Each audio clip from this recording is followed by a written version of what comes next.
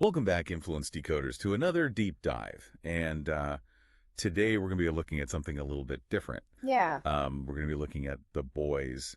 And Oh, yeah. This is going to be fun. yeah, so The Boys, if you've seen it, it's pretty wild. hmm It's very violent, um, very cynical. So it's very adult take on superheroes. Yeah, it's definitely for adults only. Mm. But we're going to kind of go beyond that and see if I can find something a little bit deeper. Right, because beyond all the blood and the guts and the crazy stuff that happens, Yeah. there's some really interesting commentary in there. Yeah, about some really important things like power and propaganda and the myths that we all kind of buy into. The stories we tell ourselves about how the world works. Yeah, and how those stories are used to influence us. Exactly. And for you, influence decoders out there who, really want to understand how influence works, how power works, this is a really great, I think, case study to look at because it takes things to such an extreme Yeah. that it really reveals the mechanisms underneath. Yeah, it kind of like strips away the facade and shows you the ugly truth underneath. And we've looked at some really interesting stuff on The Boys. Some good analysis. Yeah, we found some really great articles that kind of dissect the show. Yeah, so we're going to use that today to kind of give you like the cheat sheet, the TLDR on Yeah, the deep dive the deep dive. Yeah, exactly. on the On boys. how The Boys can teach us about influence and power in the real world. And I think that's what we're all about here as influence decoders, right? Yeah, Is understanding how the world really works. exactly. Yeah. So let's dive in, I guess. And I think a good place to start would be with this idea of heroism, right? Yeah. Like The Boys really takes this idea of the superhero and just like turns it on its head. It flips it on its head, and I think what's interesting is how the show goes about doing that, and a lot of it has to do with Vought International, Yeah. right? And the way that they have essentially corporatized heroism. Yeah, they've turned superheroes into products, basically. Yeah, into IPs, into intellectual property. Yeah, yeah. That they can then market and monetize. It's like Dawn of the Seven, right? Oh, yeah. Dawn of Seven is a perfect example. It's not just a movie. It's like this huge. It's a whole cultural event. It's a marketing blitz. Yeah, they're selling toys. They're Yeah. selling clothes. They're selling. They're selling experiences. Yeah, it's like a whole thing, and it makes you think about like Disney and Marvel, right? In the real world. How they have these massive franchises. Yeah. And they just keep cranking out content and Yeah. merchandise and experiences. Yeah, I mean, it's smart from a business perspective, right? Absolutely. But it also kind of makes you think about like, are we just being sold a product here? Like, Yeah. is this genuine heroism, or is this just a way to make money? I think that's one of the key questions The Boys is asking. Yeah, and what do you think as an influence decoder? Like, what's the takeaway there? I think the takeaway is to be aware of that, right? To recognize that. Yeah. Even things that seem like positive figures, institutions, like even superheroes, can be very much marketed and sold to us. Yeah. And that we should always be looking beyond that surface level presentation Yeah. to try and understand what are the underlying motivations. Yeah. Yeah. Like who's pulling the strings? Right. Like who's actually benefiting from this? Exactly. And is it all as altruistic and pure as it's presented to be? And it makes you think about these like real life Iron Man figures, right? Yeah, absolutely. Like Elon Musk, for example. Right. He's got this whole like, superhero of technology persona. Yeah, the visionary, the guy who's going to save us from climate change or whatever. Right. But it's like how much of that is genuine and how much of that is like PR? Exactly. And that's where The Boys, I think, really shines, is in that blurring of those lines between genuine accomplishment And the image. Yeah, and the carefully crafted image. And then you have Homelander, who's like the ultimate example of that, right? Homelander. Yeah, he's like the poster boy for manufactured heroism. Yeah, he's got this like squeaky clean all-American image. Right, America's greatest hero. Right, but underneath it all, he's like a total psychopath. He's a monster. Yeah, so it's like this really stark illustration of how celebrity personas are crafted and maintained, through PR. And how much effort goes into it. Yeah, and how much effort goes into like hiding the truth. Yes, and I think that's the big takeaway for influence decoders, right? Is that when you encounter these very charismatic figures, whether it's in media or business or politics, always be questioning that narrative that's being presented. Well, seek evidence beyond just the carefully constructed image. Like, don't just take things at face value. Exactly, because there's often a lot more going on beneath the surface. Yeah, and it makes you think about like the deep right. Oh, yeah. He has that whole, like, fall from grace and then, like, the redemption tour. Yes. The carefully orchestrated apology. Yeah. It's like a parody of what we see. It is a parody, and it's so accurate. With celebrities all the time. Yeah, you see this all the time, right? Like, a celebrity will get caught doing something terrible, right, and then they'll go on this whole PR blitz yeah, to rehabilitate their image. Yeah. And, it makes you wonder how much of it is actually genuine, yeah, and how much of it is just calculated image management. It's all about protecting the brand. Right. Right. Okay. So we've talked about how The Boys deconstructs heroism. Right. But it also does something really interesting with nostalgia. Yeah. And I think this is another really important point for influence decoders, because nostalgia is such a powerful emotion. It is, and it's often used to manipulate us. Yeah.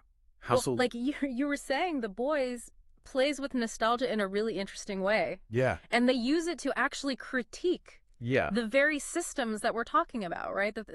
The systems of power and influence. It's like weaponized nostalgia. Exactly. Right. It's taking something that we feel very warmly towards and using it to kind of sneak in a message that might be a little bit more critical. Okay, so give me an example. Okay, so let's look at Homelander again. Yeah. Right, he's essentially a twisted version of Superman. Right. And Superman is like this... Like the ultimate American hero. Yeah, he's like this icon of hope and justice. Right. He's deeply embedded in American culture and, global culture, really. Yeah. And so by subverting that image, by taking this beloved character and turning him into this monster, The Boys, is forcing us to confront the fact that even our most cherished cultural touchstones can be co-opted and corrupted to serve less than noble purposes. Yeah, so it's like they're using our love of Superman to make us think about how those symbols can be used against us. Exactly. Wow, okay. That's pretty deep. And I think the takeaway for influence decoders is that, appeals to the past aren't always innocent. Right. They can be very powerful tools to manipulate our current perspectives. Yeah, to make us think a certain way. Right. Or to buying into something. Right, to kind of lower our guard. Okay, so what about Soldier Boy? Oh, yeah, Soldier Boy. He's like a walking, talking blast in the past. He's like this relic of a bygone era. Yeah, and it felt like a commentary on the whole, reboot obsession in Hollywood. It absolutely did. Right, it's like they're bringing back all these old characters. And legacy sequels, they call them. Yeah, but it's like, are they just doing it to make money? Well, that's part of it, right? Yeah. But it also raises this question of are they reviving these potentially outdated or even harmful ideologies under the guise of nostalgia? Because Soldier Boy, he's got all those oh yeah, he's got all the baggage. Yeah, like the toxic masculinity and the homophobia, the racism. Yeah, all that stuff. And it's like, are we supposed to just laugh it off? Because it's like, oh, that's just how it was back then. Right. Or is there a deeper message there? I think there's a deeper message there, and I think what The Boys is trying to do is get us to think about, these trends that we see in the real world. We see these dark reboots. Yeah, like Gritty Batman and, Yeah, and they're trying to kind of deconstruct the heroic myths. Yeah. But they're still being produced and consumed within the same commercial system that created the original myths. Yeah, so it's like, are we actually changing anything? Right. Is this really subversive? Or is it just like a new coat of paint? Exactly. Is it just repackaging and selling us? The same old stuff. The same old stuff with a slightly darker edge. Yeah. And I think that's a really good question for influence decoders to ask themselves, right? Absolutely. Like when you see these nostalgic revivals, are they genuinely offering new perspectives? Yeah. Or are they just kind of reinforcing old ideas? New guys. Yeah, in a new package. Right. That's really interesting. Okay, so we've talked about heroism. We've talked about nostalgia. Right. Let's talk about something else that The Boys does really well. Oh, okay. And that's fear. Fear. Like the show is full of it. Oh, it is. And it uses it very deliberately. Yeah. As a way to explore how fear can be used to control people. Yeah.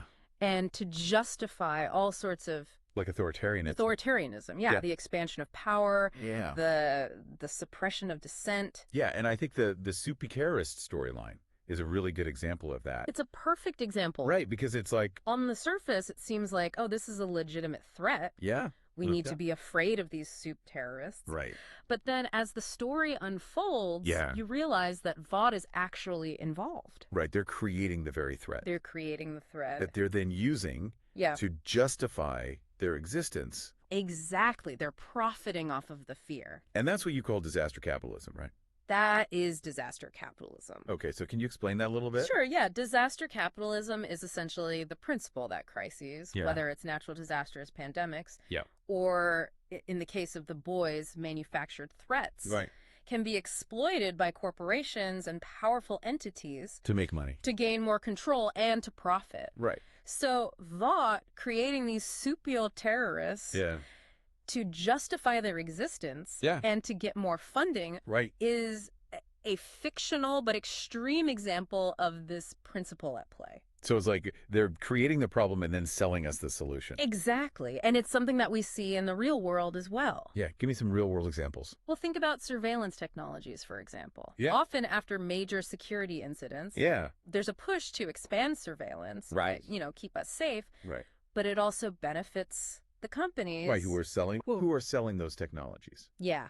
Okay, I see what you mean. So it's like, and that's something that I think is important for influence decoders to be aware of. Yeah. That fear can be used in this way. Yeah, to push through agendas. Yeah, to push through agendas, to expand power. And to make money. And to make money. Yeah, and it makes you think about Homelander's rallies, right? Oh, yeah. The way he, whips up the crowd into a frenzy. Yeah. It's, straight out of, a, populist playbook. It is, and it's so effective. Yeah. Because he's tacking into this primal fear. Right. Of the other. Right, he's always got an enemy. He's always got an enemy, whether it's the Supe terrorists or the Supes or, the Supes or, immigrants or whoever it is. Right. He's always finding someone to blame. Yeah. And to make people afraid of. And then he positions himself as the only one who can save them. Exactly, the only one who can protect them. Right. Okay, so it's like The Boys is showing us how fear is used. Exactly. In the real world. Right. It's a reflection of... manipulate people. Yeah. Of the tactics that are used by... politicians, by corporations. By powerful people to control us. And what do you think is the main lesson there for influence decoders? I think the main lesson is to be skeptical. Yeah. Of fear-mongering. Right. To question. Like, don't just buy into it. Don't just buy into it. Blindly. Right. Ask yourself. Yeah. Is this a genuine threat? Right. Or is this being used to manipulate me? Yeah. Because often it's the latter. Right. Like, think about after 9/11. Oh, yeah. Right. There was this huge push. To increase security. Yeah, to increase surveillance, to pass all these laws. The Patriot Act. Yeah. And it's like, was all of that really necessary? Well, that's debatable. Right. But it's clear that it benefited certain groups. Right. And that it was driven in part by fear. By fear. Okay, so we've talked about fear. Yeah. Let's talk about something else that The Boys does really well. Yeah. And that's this idea of trying to work within the system. Yeah, reform from within. Right. And Starlight is a good example of that. Starlight's a great example. Right. She starts out... super idealistic. Yeah, she thinks she can, change things from the inside. Make a difference. Yeah, but then she quickly realizes... it's not that easy. Yeah, that Vought is this... corrupt machine. Yeah. And that they're not really interested in change. Right. Yeah. They're just interested in maintaining their power. And making money. Right. And so all of her efforts to, be a good person... yeah. And to make a difference, they just get kind of twisted. They get co-opted. Yeah, and used for their own purposes. Right. They put her on this whole woke marketing campaign. It's like that corporate rainbow washing thing. Exactly. Like they're trying to appeal to progressive consumers, but they're not actually doing anything. Just to change. To change their practices. Yeah, it's all just for show. It's performative. Right. And then you have Huey, who kind of starts out in the same place as Starlight. He wants to do good. Yeah, he wants to fight injustice, but then he ends up... getting in bed with the very people. Yeah, in a really morally gray area. Yeah.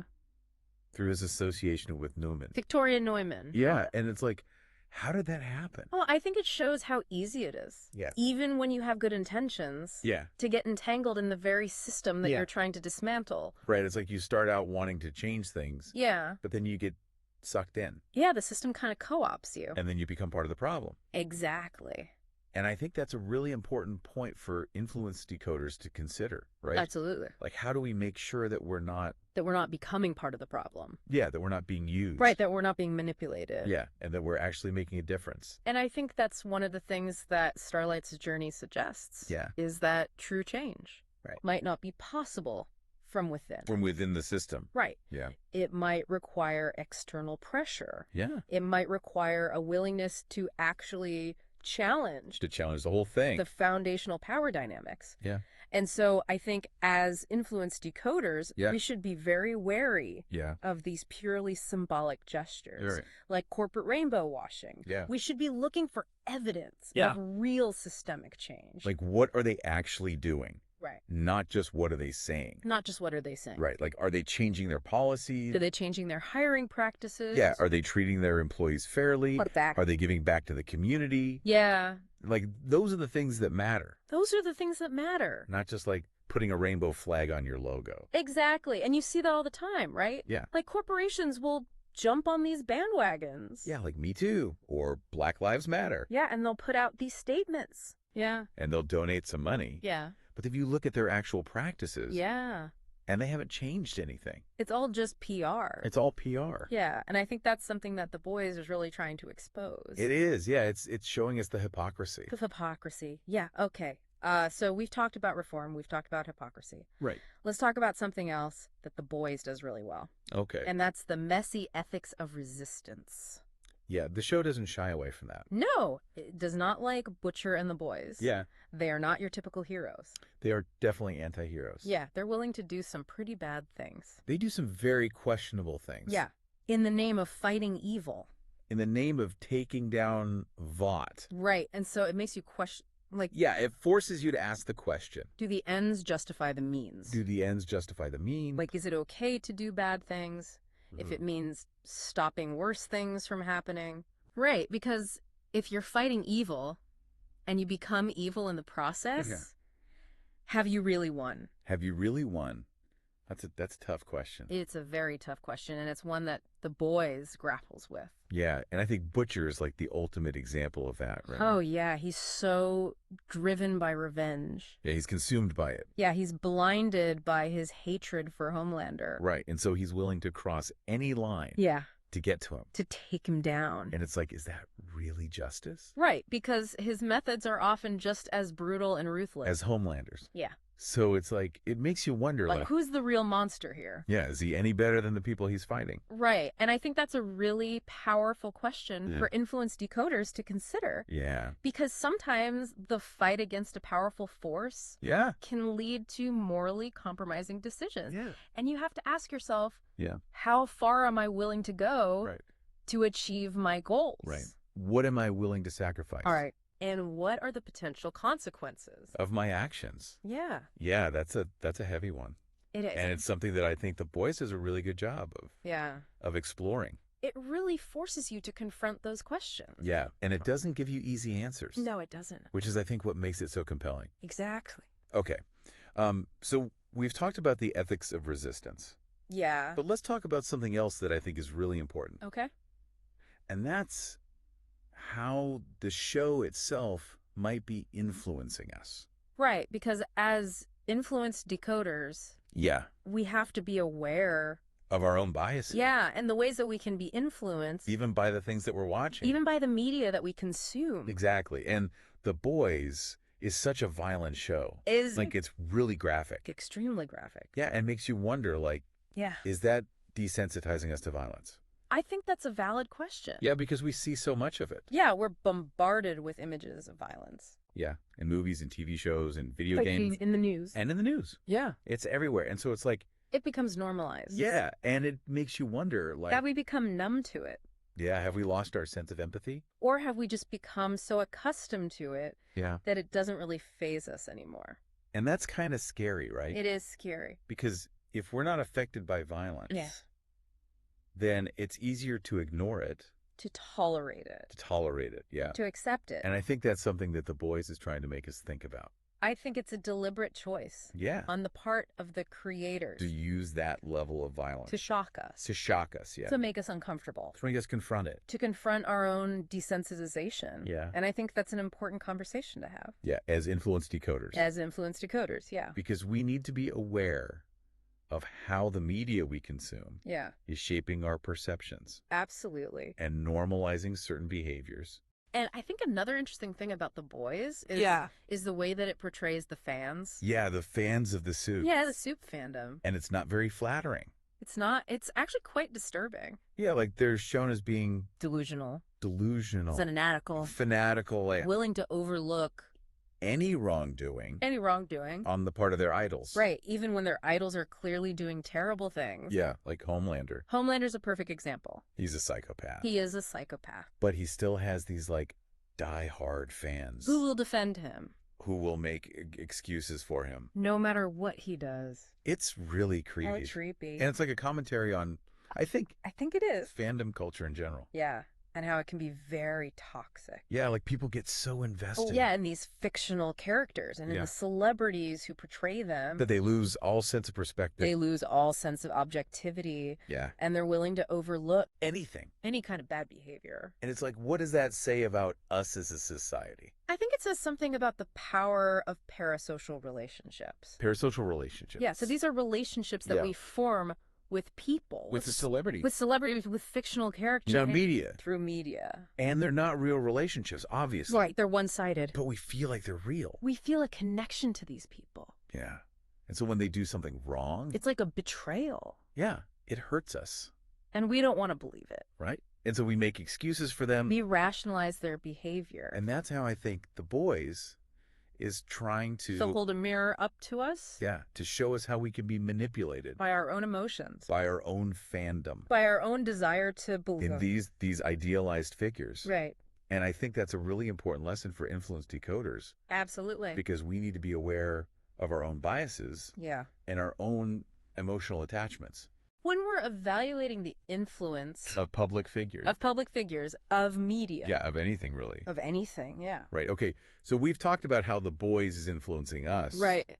But let's talk about how Vought influences the world within the show. Okay, because their propaganda machine is really something else. It's impressive. It's incredibly sophisticated and effective. Yeah, they control the narrative. They control everything. They control the media. They control the government. They control the superheroes. Yeah, they're basically running the world. And they're very good at it. Yeah, like they're always one step ahead. They're always spinning things. They're always putting out fires. They're always manipulating public perception. Yeah, and it's like a commentary on... I think it is. How propaganda works in the real world. Absolutely. Right, like how institutions, whether it's corporations or governments... Yeah. They're constantly trying to shape our beliefs. To control the narrative. Yeah, to get us to see the world the way they want us to see it. Yeah, exactly. And they use all sorts of techniques to do that. Like what kind of techniques? Well, they use press releases, strategic leaks, spin doctors. Yeah. They control the flow of information. Right. They decide what we see and what we don't see. Exactly. And they frame things in a way that benefits them. And Vought News Network is like the perfect example of that. Oh, it's brilliant. It's like Fox News on steroids. It is. Yeah. It's this completely biased propaganda machine. They're like the ultimate embodiment of unchecked corporate greed and influence, right? Right? They manipulate the media, they pull strings in the government, they control public perception. It's like they've taken the idea of too big to fail and turned it into a business model. Right. And one of the most interesting things about how The Boys portrays Vought is that they're not just content with being powerful, they're actively trying to shape the world in their image. Like they're playing a game of global domination with superheroes as their pawns. Exactly. They manufacture crises, they manipulate public opinion, they even exploit global conflicts, all to increase their profits and influence. And the whole compound V thing. Oh, man. It's not just a way for them to create superheroes. It's a perfect symbol of their willingness to exploit anything and anyone for profit. Absolutely. Compound V is like the ultimate product in the Vought universe, right? It's this miracle drug that can give you superpowers, but it's also incredibly dangerous and unethical. And the fact that Vought is willing to market it to the public without fully understanding the consequences speaks volumes about their priorities. I mean, it really makes you think about the role of corporations in our own world, doesn't it? Where do we draw the line between innovation and profit and ethical responsibility? Yeah. I mean, are we willing to turn a blind eye to certain practices just because they benefit us in some way? That's a question that The Boys really forces us to confront. And speaking of confronting uncomfortable truths, Let's talk about how the show completely upends the traditional superhero narrative. Oh, yeah. They take a sledgehammer to that whole idea of the pure-hearted hero. Right. I mean, we're so used to seeing superheroes as these symbols of hope and justice. The good guys. But in The Boys, these Supies are anything but. Yeah, they're flawed, they're selfish, they're often driven by ego and insecurity. I mean, Homelander. Oh my God, Homelander. He's the ultimate example of this, right? He's got the power of Superman, yeah, but deep down, he's a deeply insecure and narcissistic man-child. Yeah, and what's really interesting about how the show portrays Homelander is that his flaws are directly tied to the system that created him, right? He was manufactured by Vought, groomed for fame and adoration, and never really taught how to be a decent human being. He's a product of the corporate machine. Absolutely, and the show really makes a point in showing how dangerous that can be. When you have immense power without any real sense of responsibility or morality, the results can be catastrophic.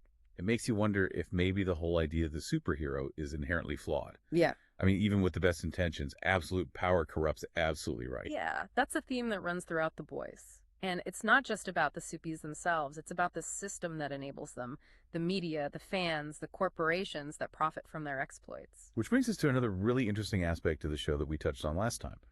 The whole commentary on influencer culture and the weaponization of online platforms. Oh, yeah, that's a huge one, especially with the whole Stormfront storyline. Right. I mean, Stormfront is a terrifying example of how social media could be used to spread hate and manipulate people. Yeah, she's like the ultimate influencer villain, right? She's charismatic, she's tech savvy, she knows exactly how to push people's buttons, and she uses that power to build a following of white supremacists and neo-Nazis. It's a chilling reflection of how easily online platforms could be used to amplify extremist ideologies. Absolutely, and what's really scary about Stormfront is that she's not some fringe character. She's incredibly popular, she's got millions of followers, she's even considered a hero by many. And the show doesn't shy away from showing how she uses that popularity to manipulate people, to normalize her hateful views, to recruit others to her cause. It's a really disturbing but important reminder of how online radicalization works. It often starts with seemingly harmless content jokes, memes, relatable stories, and then it gradually escalates to more extreme and dangerous ideas. It's a slippery slope.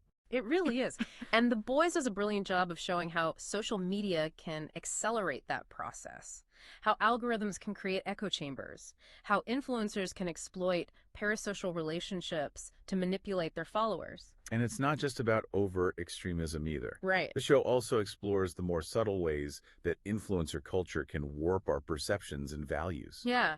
I mean, think about all those Supies who are obsessed with their public image, constantly curating their online personas, staging photo ops, chasing clout. It's a perfect parallel to the influencer culture we see in our own world. Exactly, where it's all about likes and followers and brand deals and projecting this perfect image of yourself, even if it's completely fake. I mean, the Deep. Oh, God. He's such a great example of this. He's so desperate for fame and recognition that he'll do anything to stay relevant, even if it means humiliating himself or compromising his values. Yeah, he's a perfect example of how influencer culture can turn people into caricatures of themselves, constantly chasing validation and attention. And it's not just the Deep. I mean, almost all the Supies and the Boys are caught up in this game to some extent. Yeah, it's like the whole system is designed to reward superficiality and self-promotion over genuine heroism or altruism. Which brings us to one of the most brilliant things about The Boys. The way it uses satire and hyperbole to make these really serious points about our world. Oh, yeah. It's like a punch in the gut disguised as a joke. Right. I mean, the show is so over the top, so violent, so darkly funny.